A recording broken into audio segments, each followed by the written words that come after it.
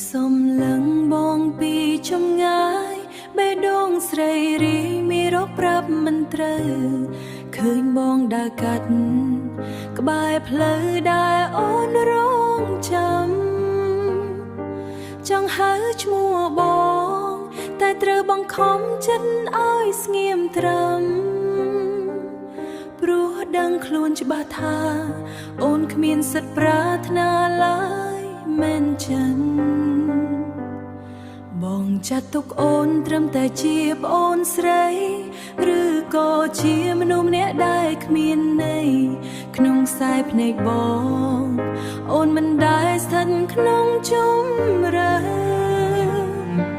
តួអូនព្យាយាម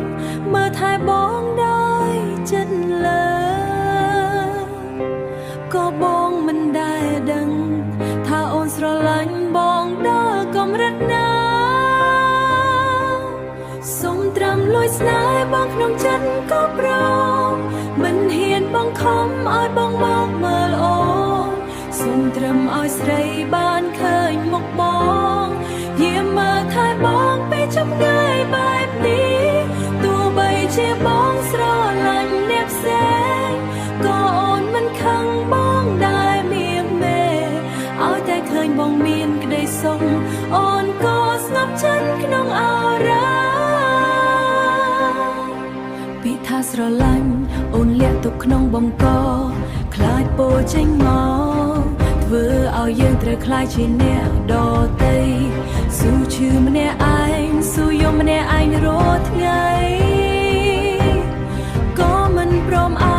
យបងត្រូវពិបាកចិត្តព្រោះអូនដែលមែនចា